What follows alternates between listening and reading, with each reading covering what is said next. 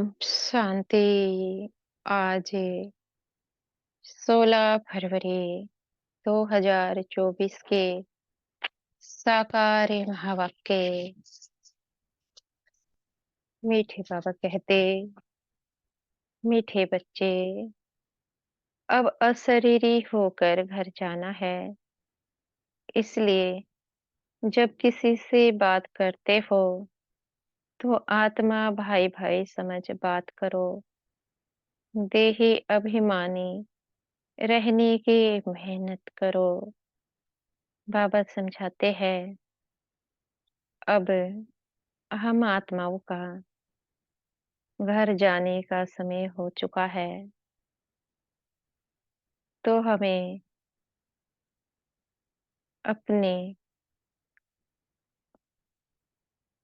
जो हमारा आत्मा का भान है उसमें रहना है। जो भाई बहन की दृष्टि है उससे भी ऊपर उठना है। आत्मा रूप में हम सब एक पिता की संतान है। अगर भाई भाई देखेंगे तो आत्मा का आभास रहेगा। ओम शांति। आज का प्रश्न है, भविष्य राज तिलक प्राप्त करने का आधार क्या है? उत्तर देते हैं बाबा, पढ़ाई। हर एक को पढ़कर राज तिलक लेना है। बाप की है पढ़ाने की ड्यूटी। इसमें आशीर्वाद की बात नहीं, पूरा निश्चय है। तो श्रीमत पर चलते चलो, गफलत नहीं करनी है। अगर मतभेद में आकर पढ़ाई छोड़ी तो नापास से हो जाएंगे। इसलिए बाबा कहते, मीठे बच्चे, अपने ऊपर रहम करो। आशीर्वाद मांगने नहीं है, पढ़ाई पर ध्यान देना है। ओम शांति। सुप्रीम टीचर बच्चों को पढ़ाते हैं। बच्चे जानते हैं परम पिता परमात्मा पिता भी है, टीचर भी है। ऐसा तुमको पढ़ाते हैं जो और कोई पढ़ा ना सके। तुम कहते हो, शिव बाबा हमको पढ़ाते हैं। अब यह बाबा कोई एक का नहीं है। मन मना भव, मध्याजी भव, इसका अर्थ समझाते हैं। मुझे याद करो। तो बाबा समझाते हैं कि मैं तुम्हारा पिता भी हूँ तो टीचर भी हूँ। इसलिए मुझे याद करो और अपने लक्ष्य को याद करो। हमारा लक्ष्य क्या है? एम ऑब्जेक्ट लक्ष्मी नारायण बनने का। इसलिए मन मना भव, मुझे याद करो। मध्याजी भव, अपने लक्ष्य को याद करो। बच्चे तो अब समझदार हुए हैं।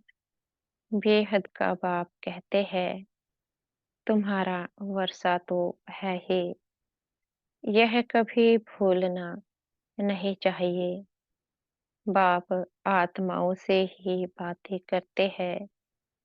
अभी तुम जीव आत्माएं हो ना।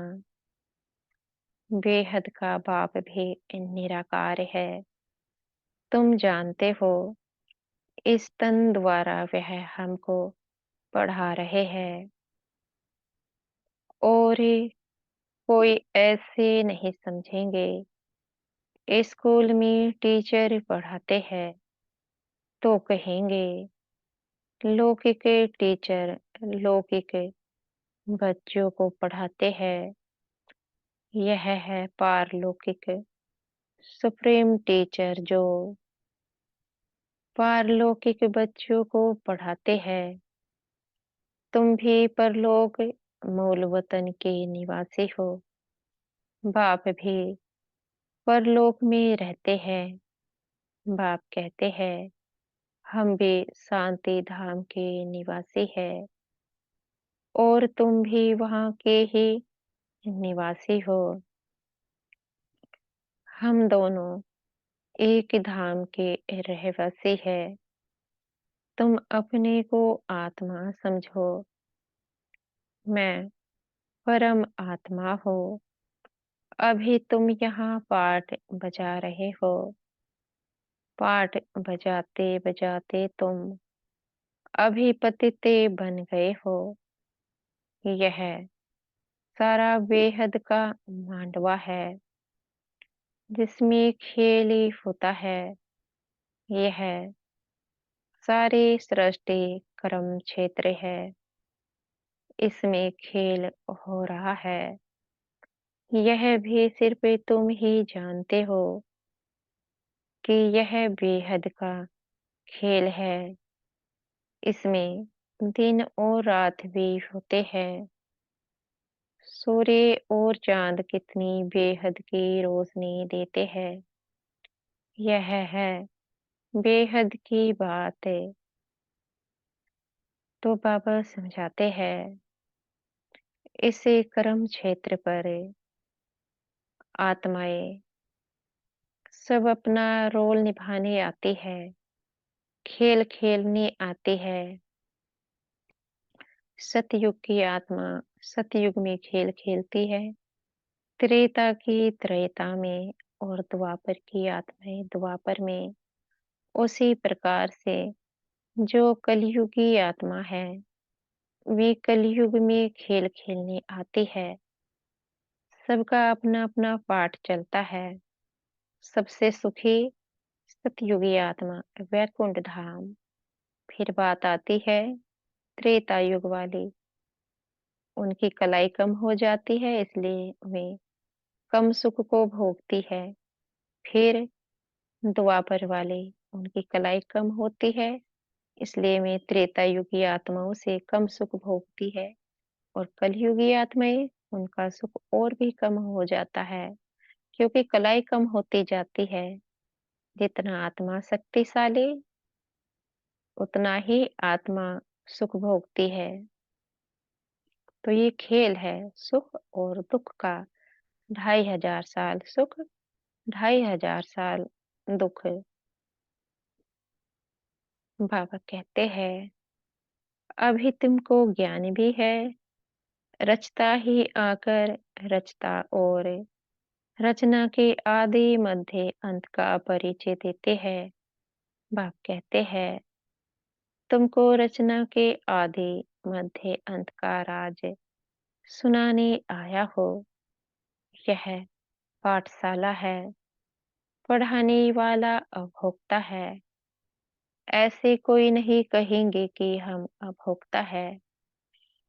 अहमदाबाद में एक साधु ऐसे कहता था, परंतु बाद में ठगी पकड़ी गई। इस समय ठगी भी बहुत निकल पड़ी है। वेशधारी बहुत है, इनको तो कोई वेश है नहीं, मनुष्य समझते हैं। श्री कृष्ण ने गीता सुनाई तो आजकल कितने श्री कृष्ण बन पड़े हैं। अब इतने श्री कृष्ण तो होते नहीं। यहाँ तो तुमको शिव बाबा आकर पढ़ाते हैं, आत्माओं को सुनाते हैं। तो जैसे कि कहते हैं कि गीता श्री कृष्ण ने सुनाई, तो श्री कृष्ण ने गीता में क्या कहा है?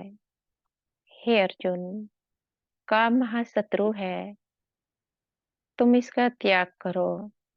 इसका त्याग करने से मैं तुम्हें राजाओं का राजा बना देता हूँ।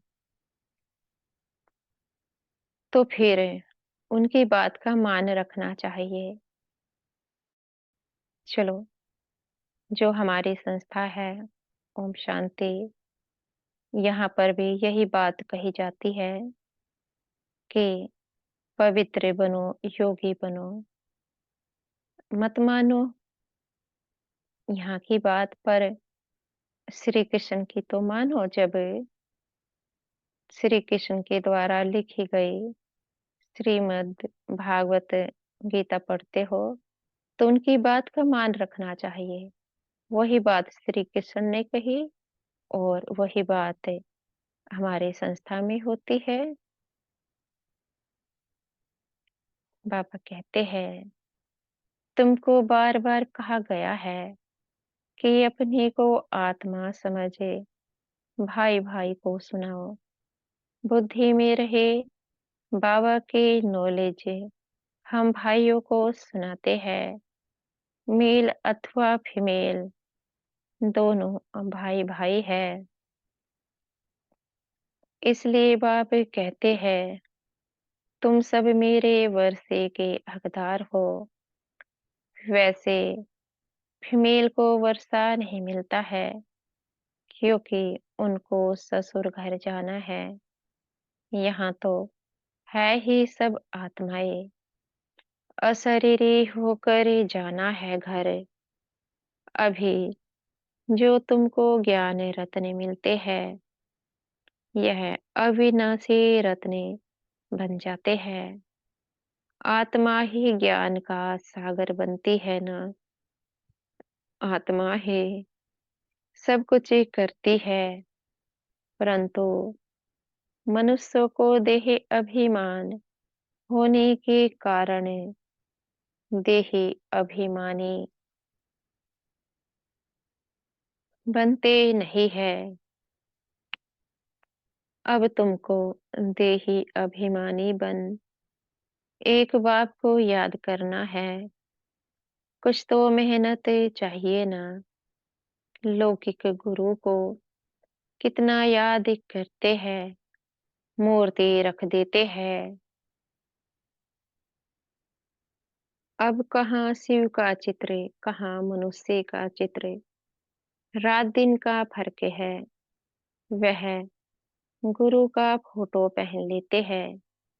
पति लोगों को अच्छा नहीं लगता कि दूसरों का फोटो पहने। हाँ, शिव का पहनेंगे तो वह सबको अच्छा लगेगा क्योंकि वह तो परम पिता है ना। उनका चित्र तो होना चाहिए। यह है गले का हार बनाने वाला। तुम रुद्रमाला का मोती बनेंगे। यूं तो सारी दुनिया रुद्रमाला भी है। प्रजापिता ब्रह्मा की माला भी है। ऊपर में सेजरा है। वह है हद का सेजरा। यह है बेहद का। जो भी मनुष्य मात्र है, सबकी माला है। आत्मा कितनी आत्मा कितनी छोटे से छोटी बिंदी है। बिल्कुल छोटी बिंदी है। ऐसे ऐसे बिंदी देते जाओ तो अनगिनती हो जाएगी। गिनती करते करते थक जाएंगे। परंतु देखो आत्मा का झाड़ कितना छोटा है। ब्रह्म तत्व में बहुत थोड़ी जगह में रहती है। वह फिर यहाँ आती है पार्ट बजाने। तो यहाँ फिर कितनी लंबी चौड़ी दुनिया है। कहाँ कहाँ एरोप्लेन में जाते हैं। वहाँ फिर एरोप्लेन आदि की दरकार नहीं। आत्माओं का छोटा सा झाड़ है। यहाँ मनुष्यों का कितना बड़ा झाड़ है। बाबा कहते हैं, यह सब है प्रजापिता ब्रह्मा की संतान, जिसको कोई एडम कोई आदि देव कहते हैं। मेल फीमेल तो जरूर है। तुम्हारा है प्रवृत्ति मार्ग। निवृत्ति मार्ग का खेल होता नहीं। एक हाथ से क्या होगा। दोनों पहिए चाहिए। दो है तो आपस में रेस करते हैं। दूसरा पहिया साथ नहीं देता है तो ढीले पड़ जाते हैं। परंतु एक के कारण ठहर नहीं जाना चाहिए। पहले पहले पवित्र प्रवृत्ति मार्ग था, फिर होता है अपवित्र। बाबा समझाते हैं कि हम सन्यासी तो नहीं है, जैसे कि सन्यासी घर बार छोड़ के चले जाते हैं। हमें तो घर गृहस्थ में रहते हुए ही बाबा की याद से अपने को ऐसा बनाना है, जो भी परिवार वाले हैं वो सहयोग करे। जैसे कि कोई माता है, उसका युगल उसको सहयोग करे। फिर बाबा दूसरी ओर समझाते हैं, अगर युगल सहयोग नहीं करेगा तो क्या आप आगे नहीं बढ़ेंगे? क्योंकि मुख्य होता है आगे बढ़ना। जब आत्मा पवित्रता को धारण कर लेती है, उसका प्रभाव पड़ता ही पड़ता है, चाहे समय लगे। वह तो होती है आत्मा की पवित्रता के ऊपर बात कि आत्मा कितनी पवित्र रहती है। जितना पवित्र रहती है, उतना ही प्रभाव उसका परिवार वालों पर होने लगता है। पुरुषार्थ तो करना है ना, कोई सहयोग दे या ना दे, पर अपना पुरुषार्थ चलता रहे।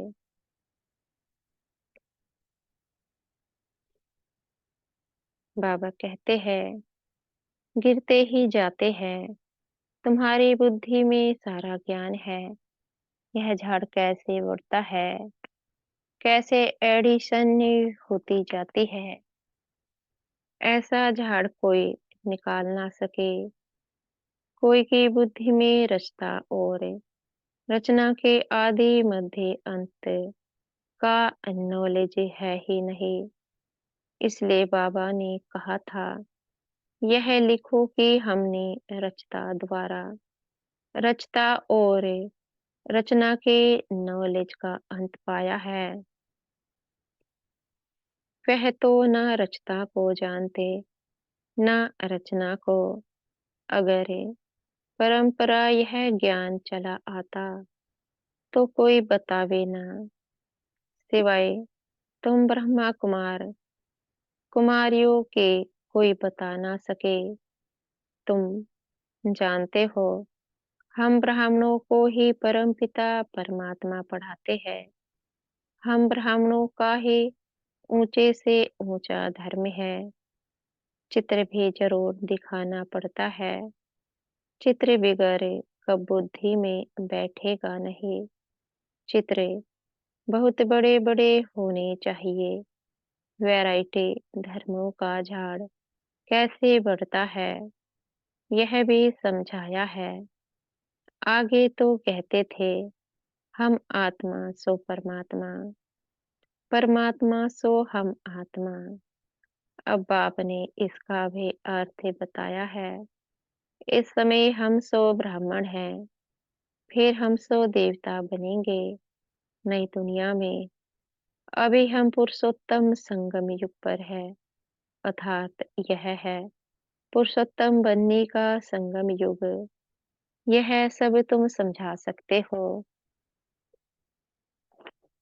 रचता और रचना का अर्थ है, हमसो का अर्थ है ओम, अर्थात मैं आत्मा फर्स्ट। फिर यह शरीर है, आत्मा अविनाशी और यह शरीर विनाशी है। हम यह शरीर धारण कर पाठ बजाते हैं। इसको कहा जाता है आत्म अभिमानी। हम आत्मा फलाना पाठ बजाती है। हम आत्मा यह करती है। हम आत्मा परमात्मा के बच्चे हैं। कितना वंडरफुल ज्ञान है। यह ज्ञान बाप में ही है, इसलिए बाप को ही बुलाते हैं। बाप है ज्ञान का सागर। उनकी भेंट में है अज्ञान के सागर। आधा कल्प है ज्ञान, आधा कल्प है अज्ञान। ज्ञान का किसको पता ही नहीं है। ज्ञान कहा जाता है रचता द्वारा रचना को जानना। तो जरूर रचता में ही ज्ञान है ना। इसलिए उनको क्रिएटर कहा जाता है। मनुष्य समझते हैं क्रिएटर ने यह रचना रची है। बाप समझाते हैं यह तो अनादि बना बनाया खेल है। बाबा समझाते हैं कि ज्ञान का अर्थ क्या है। तो ज्ञान का अर्थ है स्वयं को आत्मा समझे, उस परमात्मा का सच्चे परिचय लेना, अपनी पहचान परमात्मा की पहचान। ये ज्ञान है जो आदि मध्य अंत की नॉलेज हमें मिलती है, वह हमारी पढ़ाई है। उस पढ़ाई को पढ़कर हम मनुष्य से देवता बनते हैं। तो जब तक परमात्मा स्वयं नहीं आते तब तक हम आत्माओं को ज्ञान की प्राप्ति नहीं होती। तब तक हम क्या करते हैं? भक्ति मार्ग में भटकते रहते हैं। जब वह आता है तब हमें सत्य परिचय स्वयं का मिलता है कि हम आत्मा हैं, और सत्य परिचय उस परमात्मा का मिलता है जिसको हम भक्ति मार्ग में अलग अलग नाम रूपों से ढूंढ रहे थे। बाबा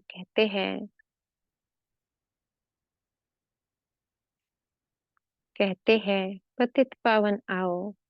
तो रचता कैसे कहेंगे? रचता तब कहे जब परले हो फिर रचे। बाप तो पतित दुनिया को पावन बनाते हैं। तो यह सारे विश्व का जो झाड़ है, उनके आदि मध्य अंत को तो मीठे मीठे बच्चे ही जानते हैं। जैसे माली हर एक बीज को और झाड़ को जानते हैं ना। बीज को देखने से सारा झाड़ बुद्धि में आ जाता है। तो यह है ह्यूमैनिटी का, मनुष्य सृष्टि का बीज। उन्हें कोई नहीं जानते, गाते भी है। परमपिता परमात्मा सृष्टि का बीज रूप है। सतचित आनंद स्वरूप है।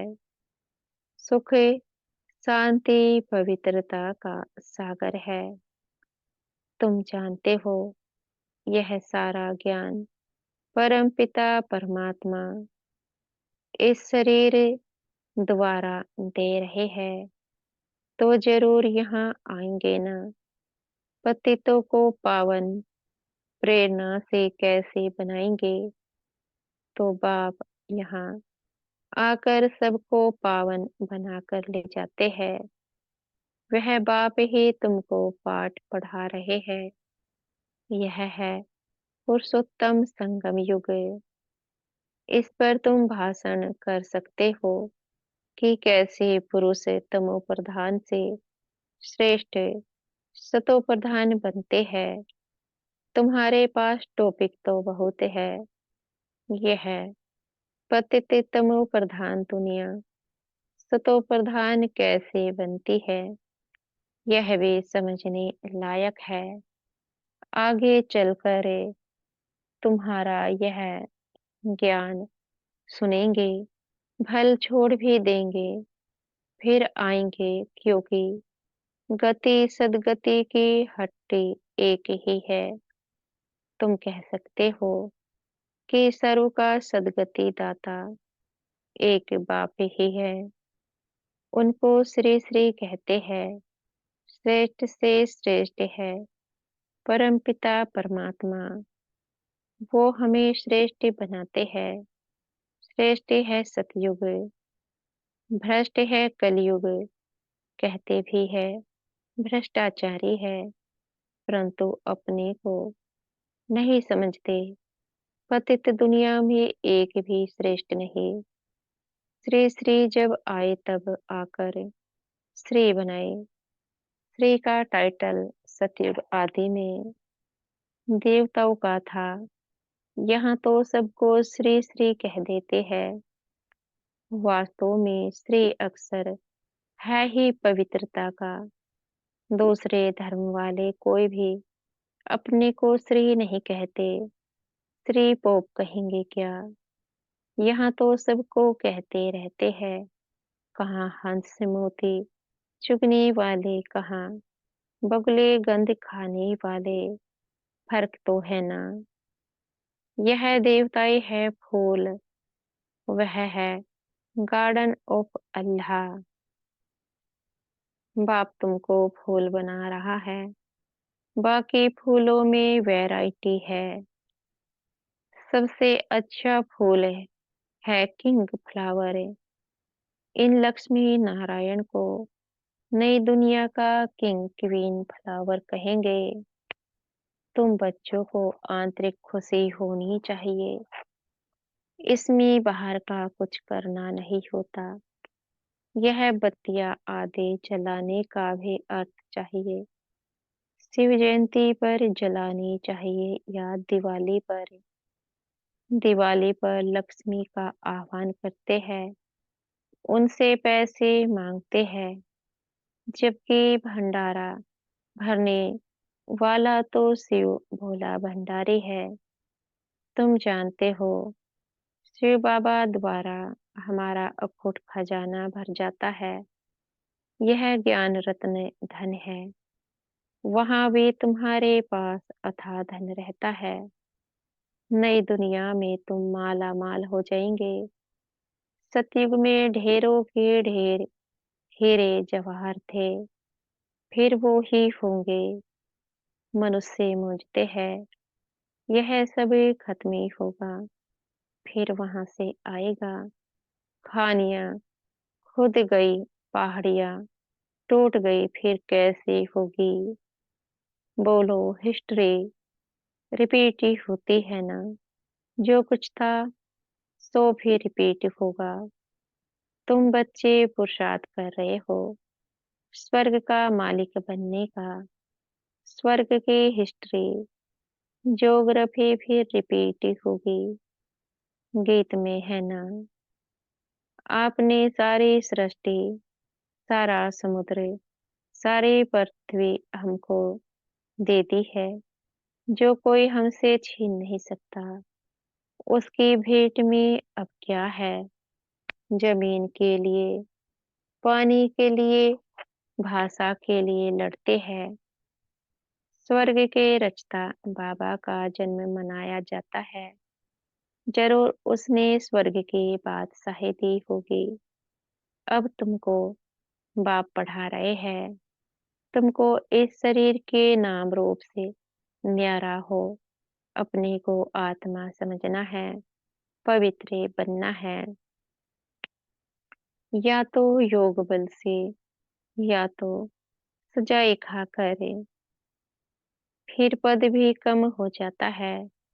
स्टूडेंट की बुद्धि में रहता है ना, हम इतना मर्तबा पाते हैं, टीचर ने इतना पढ़ाया है, फिर टीचर को भी सौगात देते हैं। यह तो बाप तुमको विश्व का मालिक बनाते हैं, तो तुम फिर भक्ति मार्ग में उनको याद करते रहते हो। बाकी बाप को आप सौगात क्या देंगे? यहाँ तो जो कुछ देखते हो वह तो रहना नहीं है। यह तो पुरानी छीछी दुनिया है। तब तो मुझे बुलाते हैं, बाप तुमको पतित से पावन बनाते हैं। इस खेल को याद करना चाहिए। मेरे में रचना के आदि मध्य अंत की नॉलेज है, जो तुमको सुनाता हो। तुम अब सुनते हो फिर भूल जाते हो। 5000 वर्ष के बाद फिर चक्र पूरा होगा। तुम्हारा पाठ कितना लवली है। तुम सतो प्रधान व लवली बनते हो, फिर तमो प्रधान भी तुम ही बनते हो। तुम ही बुलाते हो, बाबा आओ, अब मैं आया हूँ। अगर निश्चय है तो श्रीमत पर चलना चाहिए, गफलत नहीं करनी चाहिए। कई बच्चे मतभेद में आकर पढ़ाई छोड़ देते हैं। श्रीमत पे नहीं चलेंगे, पढ़ेंगे नहीं तो नापास भी तुम ही होंगे। बाप तो कहते हैं, अपने पर रहम करो, हर एक को पढ़कर अपने को राज तिलक देना है। बाप को तो है पढ़ाने की ड्यूटी, इसमें आशीर्वाद की बात नहीं, फिर तो सभी पर आशीर्वाद करनी पड़े। बाबा समझाते हैं, मेरा जो कार्य है वो आप बच्चों को पढ़ाने का है। प्रतिदिन पढ़ाते हैं और बाबा क्या करते हैं, हमें प्रतिदिन समझाने देते हैं और उस समझाने से हमें अपना भाग्य बनाना है। बस ये कार्य करना है। बाबा कहते हैं, यह कृपा आदि भक्ति मार्ग में मांगते हैं। यहाँ वह बात नहीं। अच्छा,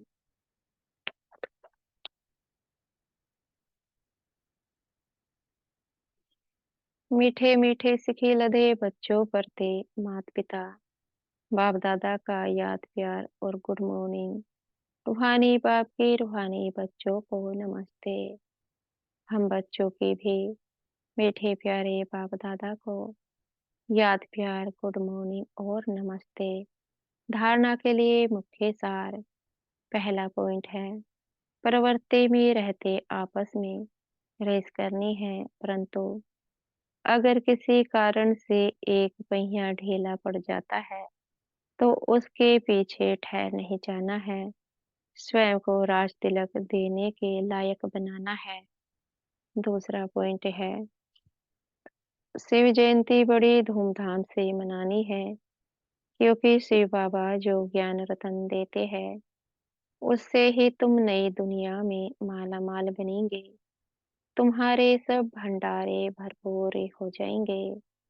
आज का वरदान है, हमारे सतगुरु जी हमें आज का वरदान दे रहे हैं।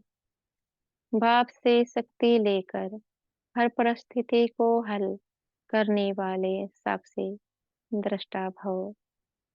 आप बच्चे जानते हो कि अति के बाद ही अंति होना है, तो हर प्रकार की हलचल अति में होगी। परिवार में भी खिटपिट होगी, मन में भी अनेक उलझने आएगी, धन भी नीचे ऊपर होगा। लेकिन जो बाप के साथी हैं, सच्चे हैं, उनका जवाबदार बाप है। ऐसे समय पर मन बाप की तरफ हो तो निर्णय शक्ति से सब पार कर लेंगे। साक्षी दृष्टा हो जाओ तो बाप की शक्ति से हर परिस्थिति को सहज हल कर लेंगे। आज का स्लोगन है, अब सब किनारे छोड़ घर चलने की तैयारी करो। अब सब किनारे छोड़ घर चलने की तैयारी करो। अच्छा, ओम शांति। शुक्रिया हमारे मीठे प्यारे बाप दादा का, मीठे टीचर जी व मीठे सतगुरु जी का।